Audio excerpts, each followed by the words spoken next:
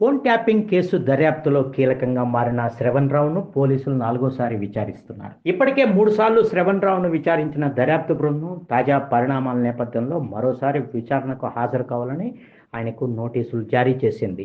అయితే పోలీసుల విచారణలో శ్రవణ్ రావు తన సెల్ ఫోన్లో సమాచారాన్ని పూర్తిగా తొలగించినట్లు గుర్తించారు. ఆ సమాచారాన్ని పోలీసులు రీట్రీవ్ చేస్తున్నట్లు తెలుస్తోంది. జూబ్లీహిల్స్ పోలీస్ స్టేషన్లో ఆయన్ని విచారించారు. ఫోన్లో ఉండి డిలీట్ చేసిన డేటా ద్వారా మరిన్ని ఆధారాలు లభించే అవకాశం ఉందని అధికారులు భావిస్తున్నారు. ఈ కేసులో శ్రవణ్ రావు పూర్తి స్థాయిలో సహకరించడం లేదన్న కారణంగా ఆయనకు సుప్రీంకోర్టు ఇచ్చిన నాట్ టు అరెస్ట్ రిలీఫ్ను కొట్టివేయాలన్న ఆలోచనలో కూడా పోలీసులు ఉన్నారు.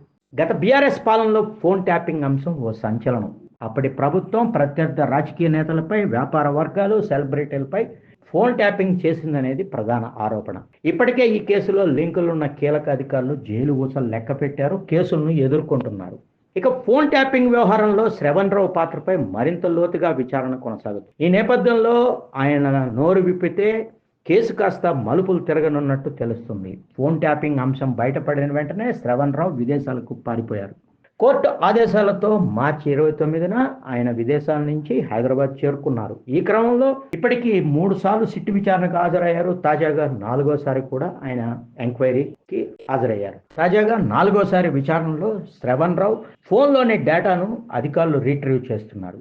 ఎవరి ఆదేశాల మేరకు ఫోన్ ట్యాపింగ్ చేశారు, దానివల్ల జరిగిన లబ్ధిపై అధికారులు ఆరా తీస్తున్నారు. శ్రవణ్ రావు ఇచ్చిన వివరాలను బట్టి భవిష్యత్తులో కొందరు రాజకీయ నేతలను విచారించే అవకాశం ఉంది. గతంలో శ్రవణ్ కుమార్ సిట్టు విచారణకు హాజరైనప్పుడు ఫోన్లు సమర్పించాలని దర్యాప్తు అధికారులు ఆదేశించారు. అనంతరం ఆయన ఫోన్ తెచ్చినప్పటికీ అందులో ఏ సమాచారం లేకపోవడంతో వారు అసహనం వ్యక్తం చేసినట్టు తెలుస్తుంది. మొత్తంగా ఫోన్ ట్యాపింగ్ అంశం త్వరలోనే ఓ కొలిక్కి రానుండడంతో ఇందులో కీలక పాత్ర వహించినటువంటి రాజకీయ నేతల్లో గూగుల్ స్టార్ట్ అయింది.